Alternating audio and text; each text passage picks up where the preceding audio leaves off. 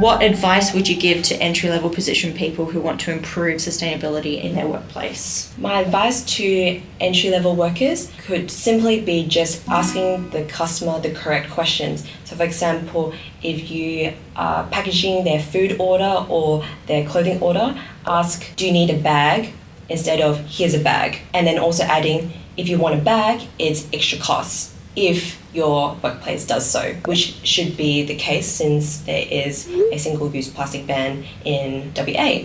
Another example could be posting on online forums to see if anyone wants packaging that would have been ended up in landfill. So for example, if your retail store gets huge amounts of boxes, instead of going into landfill, just post on a forum and say, hey, we have 20 boxes perfect for moving houses. Does anyone want any? And there's so many online forums for city councils or even zero waste plastic free forums. People would love to grab off you because people actually go to Officeworks and Bunnings to buy boxes. So instead of them buying, why don't they just grab it for free? And that also prevents the boxes going into landfill or recycling anyway. So it's literally a win-win situation. Who or what inspires you when it comes to sustainability? So you can either frame this from like, there's a particular business that inspires you, there's a particular person that inspires you, or there's a particular like initiative. Definitely number one, Patagonia. So Patagonia is super inspirational. Their CEO is an advocate for Earth tax. So what Earth tax means is a concept or a belief that whatever business practice we do, we have to pay some sort of tax or contribution back to the environment. This could be something simple like planting trees. So I know the team here is really awesome. Every interview you do, you plant a tree again with carbon neutral. And actually, personally, I've also become a small green partner as well, which is really amazing. So thank you to your team for introducing carbon neutral to me. Number two is the CEO of Tango Blue, who Kanoi is also working with as well. So her name is Haiti, and she is absolutely brilliant. She's so passionate about being an advocate for a sustainable supply chain, which is what I just talked about, ensuring every step of the supply chain does not pollute the environment. Because a lot of people understand front end, the quality of a product and prevention of a product that to end in landfill, but not many people have discussed about steps of the supply chain that doesn't contribute to beaches or marine debris. So that is super important. So those two people, I would say, are huge inspirations to me in my life. Are you able to give us some examples of you implementing sustainable changes in the workplace? Yes, so I have or am currently implementing different sustainable initiatives in my workplace. So ensuring your supply chain doesn't pollute the environment, that's step one. Actually understanding who is manufacturing my products and is responsible for any quality control, just so I know that part of the supply chain doesn't pollute the environment. And number two, front end, ensuring that my reusable bubble tea cups actually have a life cycle of at least 3 years. That's super important, at least 3 years. I know that's a shock to a lot of people, but a lot of life cycle of products only last for 6 months or 1 year. So ensuring it lasts for at least 3 years, and if there is an opportunity to dispose, there is a correct way, and that is putting it in the recycling bin. But if your product can't even recycle to begin with, that's already a loss on its own anyway. So the back end being the supply chain, the front end being the product itself. And then one more thing about the supply chain is also when you are shipping the packaging from supplier to consumer, also using resources that are compostable or recyclable. That is super important as well. So for example, with Kanoi, we are using only cardboard materials or paper materials, no plastic at all. So that's what Kanoi is doing in our workplace. While sustainable workplace initiatives could be slower, they are more important and they are valuable for the long-term future for not just your business values, but also for the world as well. So with Kanoi, we are taking a lot longer to fully launch, to fully scale, and is because we don't want to harm the environment when we do scale. So it's better now if you're small to think about ways to be sustainable so that when you do grow and you do scale up, it's not in your throat trying to figure out how to be sustainable later on. Because once all your business processes have been established, trying to change those processes later on to be more sustainable is really difficult. So it's best to do it now wherever you are, because when you do grow, it'll be harder later on.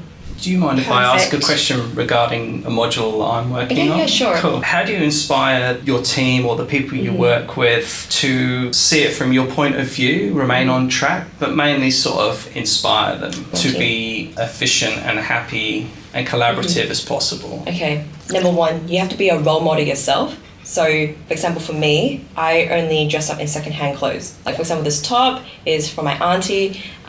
This jumpsuit is from a Facebook marketplace. So the team would be inspired by just your personal passion and beliefs. So for example, in my music school that I co-run with my brother, called Music Academy, a lot of my piano, flute and violin teachers would see that I dress in secondhand fashion. And so every time they see me, they buy, a secondhand top. They would say, Izzy, look, I bought a secondhand top. Look, this is actually so easy, so amazing.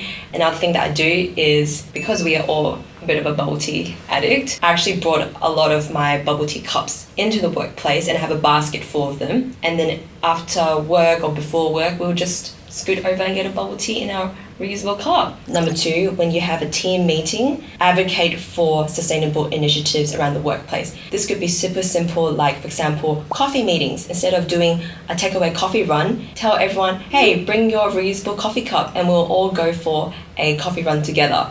So you can put signage around the workplace as well, saying BYO cup coffee meeting on Friday. That could be a, awesome initiative to have.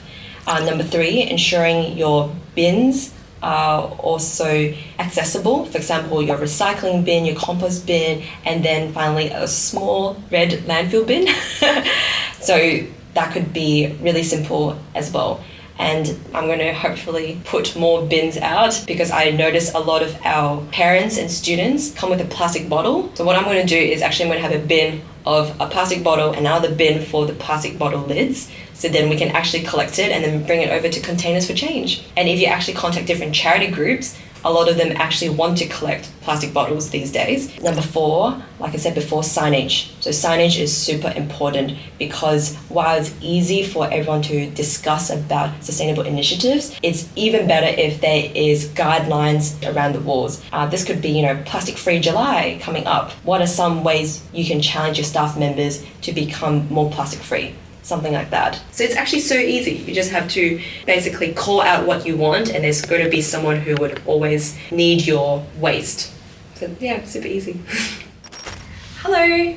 So I'm here with Ellen, who is from Easy Train Now, and basically Ellen has invited me to talk about some sort of different sustainable initiatives that you can implement in the workplace.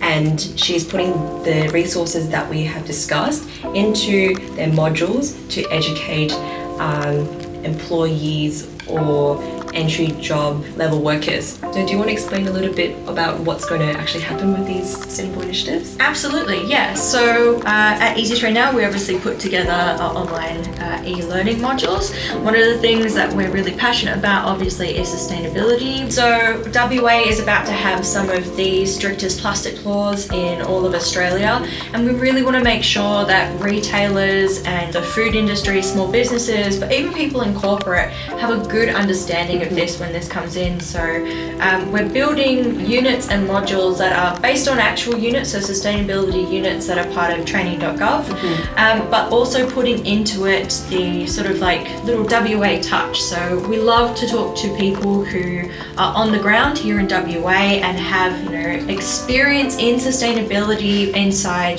businesses, and just being able to bring that to people who either work or live in WA, so that they have a better grasp of what it takes to be sustainable either in their everyday life or in a business.